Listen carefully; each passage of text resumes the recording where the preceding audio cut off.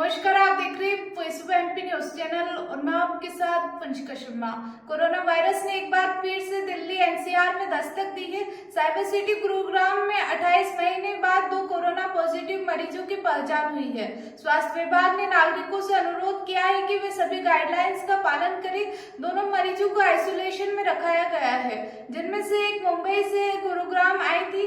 स्वास्थ्य विभाग ने स्थिति को गंभीरता से लेते हुए कहा कि मरीजों के लक्षण हल्के हैं और घबराने की कोई आवश्यकता नहीं। विभाग पूरी तरह से तैयार है और आवश्यक कदम उठाने के लिए तत्पर है। यहाँ साइबर सिटी में कोरोना वायरस के मामले सामने आए हैं।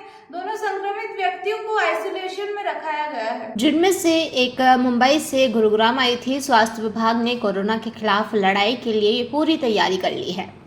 गुरुग्राम के मुख्य चिकित्सा अधिकारी द्वारा बताया गया है कि मरीजों में हल्के लक्षण हैं, इसलिए घबराने की आवश्यकता नहीं है।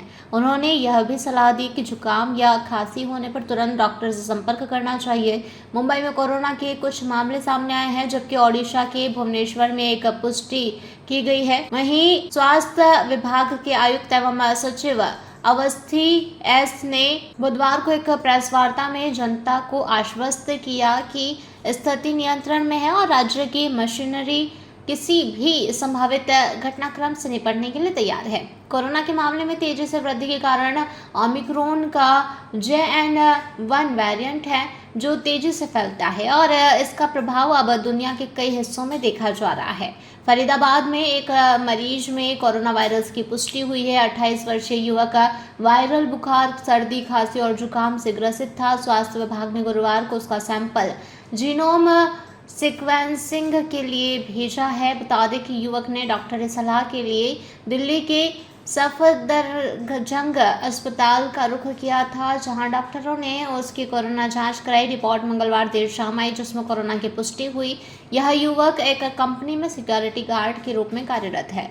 उप मुख्य चिकित्सा अधिकारी डॉक्टर राम भगत ने जानकारी दी कि जीनोम सीक्वेंसिंग के लिए सैंपल भेजा जा चुका है। रिपोर्ट आने के बाद आवश्यक कार्यवाही की जाएगी। वर्तमान में मरीज की स्थिति में लगातार सुधार हो रहा है, जिससे जिलावासियों को चिंता करने की कोई आवश्यकता नहीं है। स्वास्थ्य विभाग की निगरानी में सभी चीजें नियंत्रण में है। इसके अलावा बीके अस्पताल में कोरोना जांच फिर से शुरू की जाएगी।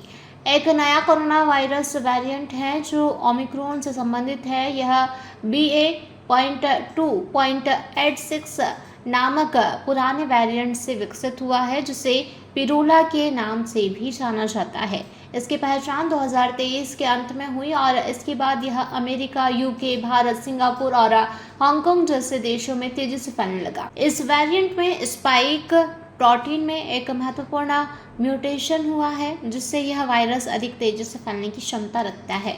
इसके अलावा यह उस इम्यूनिटी को भी प्रभावित कर सकता है जो वैक्सीनेशन या पूर्व कोविड संक्रमण के बाद विकसित हुई थी।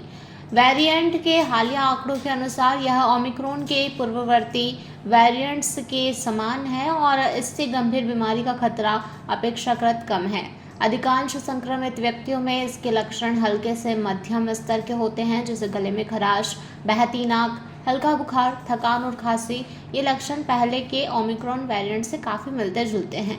हालांकि JN.1 की सबसे बड़ी चिंता इसकी तेज़ी से फैलने की क्षमता है, जिससे यह एक व्यक्ति से दूसरे व्यक्ति में आसानी से संचारित हो सकता है और इसके मामले में तेज़ी से वृद्धि हो सकती है। ये था अब तक का अपडेट। लगातार ऐसी तमाम जानकारी और अपडेट्स के लिए बने रहिए वॉइस ऑफ एमपी के साथ।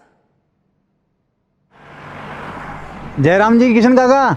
राम राम भाई, राम राम। क्या दोनों भाई बैठ के क्या हिसाब लगा रहे हो? ऊटी लहसुन के भाव आ गए क्या? अरे नहीं रे दादा, ये अपना रमेश नया मकान बनाने के लिए लोन ले रहा है। हिसाब किया तो पता चला कि लोन का पैसा तो ईंट और रेती में ही पूरा हो जाएगा। और अभी तो सीमेंट लानी है, सलिया लाना है और तो ठेकेदार को भी पैसे देने हैं। मेरे तो कुछ समझ में ही नहीं आ रहा कि कैसे बनेगा मेरा नया मकान। अरे किशन काका, कहाँ इन रेत, सीमेंट और लाल ईंटों के चक्कर में पड़ रहे हो? मेरी बात मानो तो अपने घर को बाबजी AAC ब्लॉक से बनवाओ। इसमें ना सीमेंट और रेत की जरूरत होती है, ना ही तराई करने की झंझट। और लाल ईंटों के मुकाबले आपका मकान काफी तेजी से बनकर तैयार हो जाएगा। इससे आपके पैसे तो बचेंगे ही, साथ ही मजबूती ऐसी कि सालों साल देखने की जरूरत नहीं। और इससे आप अपना मकान ही नहीं, कुएं और खेत की बाउंड्री वॉल भी बनवा सकते हो। जिससे रोड रोड की समस्या भी खत्म हो जाएगी। वाह भाई, ये तो कमाल की चीज है। फिर तो मैं अपना घर बाबजी ब्लॉक से ही बनवाऊंगा। और मैं अपने खेत की बाउंड्री वाल। ज्यादा जानकारी के लिए स्क्रीन पर दिए गए नंबर पर अभी कॉल करें। बाबजी एएसी ब्लॉक्स, स्टील से मजबूती।